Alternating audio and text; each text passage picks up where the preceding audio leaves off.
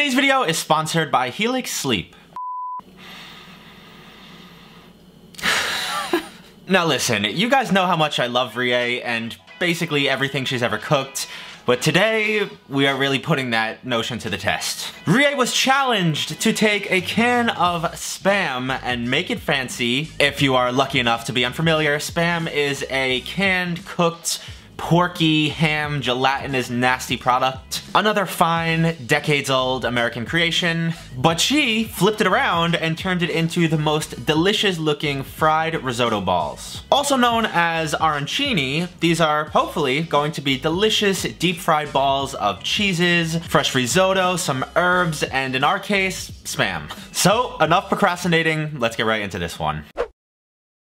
When I say that I am truly going into this one blind, I really mean it, but it's a good thing I'm well rested and ready for whatever this one has to throw at me thanks to my friends over at Helix Sleep. Helix is a premium mattress-in-a-box company that makes mattresses to fit your unique needs and preferences based on your body type and sleep style. Everybody's different, and Helix knows that, so they made a sleep quiz that matches your unique body type and sleep preferences to the perfect mattress for you. You guys may remember that a few months back, I myself took their sleep quiz, and since I'm a back sleeper and like a medium firm mattress, they hooked me up with the perfect option. And no joke, I have slept better recently than I ever have in my entire life.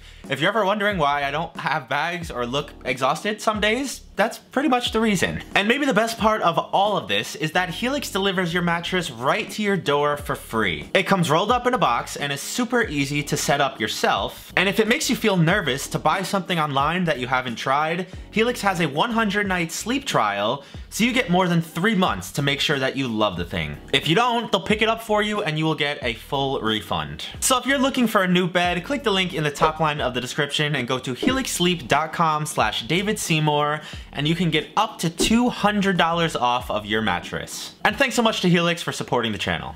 For the cheesy, spammy rice balls, grab some white wine and plain breadcrumbs, chicken stock and flour, a stick of butter, and the putrid Spam. A white onion and some mozzarella cheese, marinara sauce and arborio rice, fresh parm and a couple of eggs, some garlic, a lemon, and some parsley. I wanted to immediately get some of the prep work out of the way, shredding up the parm, chopping up our fresh onion and garlic. I got the stock heating up on the side so I can gradually flick it over into the rice. And it might be time to address the elephant in the room.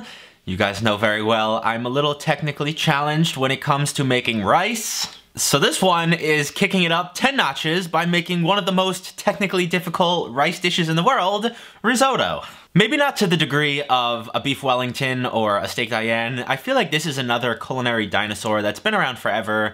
Everybody's heard of it, but like, how often do you eat it or order it when you're out? It is a creamy rice dish that breaks all of the rice rules and is more closer to the preparation of a pasta carbonara than anything. It gets loaded up with flavor, our onion and garlic, our chicken stock, and white wine. Instead of pasta water, like in a carbonara, you use a full carton of chicken stock. And just like a carbonara, you use plenty of Parmesan cheese to get that thick and creamy and delicious texture you're looking for. This will actually be really useful information if this works out because I used 1 cup of rice and 1 entire 32-ounce carton of chicken stock plus that cup of white wine. So if this works out and ends up being cooked properly, I'll be using those measurements again in the future. I did have to plop it down onto a cookie sheet and let it cool completely in the fridge because that'll help forming the balls at the end. And now we have to move from one thing I avoid to another, Spam. Everything about this shit is just so nasty, from the smell, the look. Look at that gelatinous mess. I'm sorry if you eat this often and enjoy it somehow. I don't know. In my head, I've just always pictured this as a pink slime, jellied meat, gross product. But who knows? I will try to drop all preconceived notions of this food and just taste the end product as I would with anything else. I might just end up being a Spam fan by the end of the day. No. The last little prep you've got to do is chop up your fresh parsley, grate some of your low moisture mozzarella, and with that, it is time to start assembling your mixture and forming your balls. All of your different components get thrown down into a large bowl. I did use all of the rice, but for the rest of the stuff I just kind of eyeballed and made it look as close to Rie's as I could.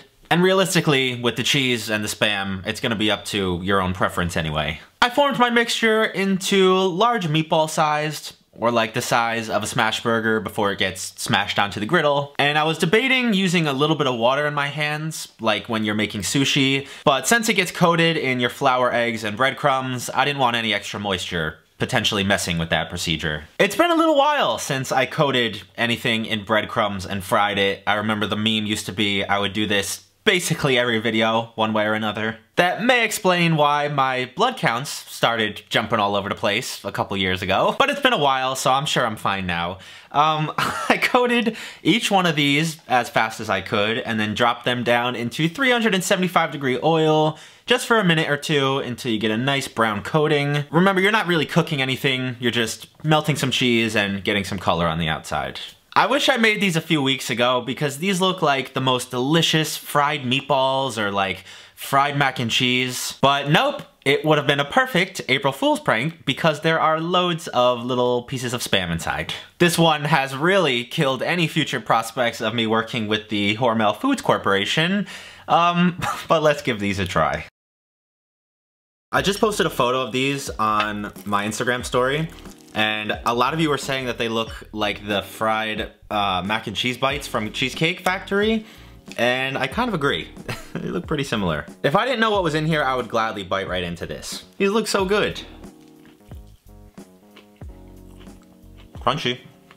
Well, first of all, the risotto is delicious. Good job, Rie, and myself, because I was very scared to do this.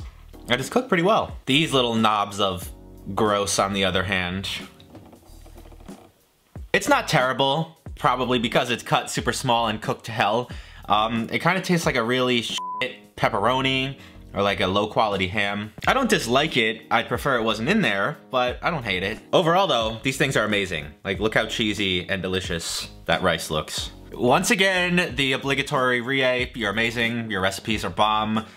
Somehow you made the impossible possible and made a Spam dish that is insanely delicious. I didn't think I'd ever see the day.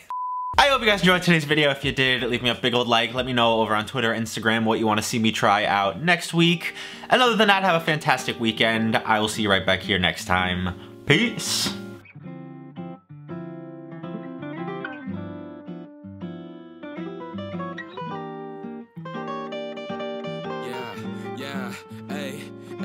With the M without the AD. Flipping burgers and my money super lazy. Try and make a meal tonight, they ain't paying me. Try and supersize my life with my A-team. Yeah, our style wasn't wavy, but we had a vision.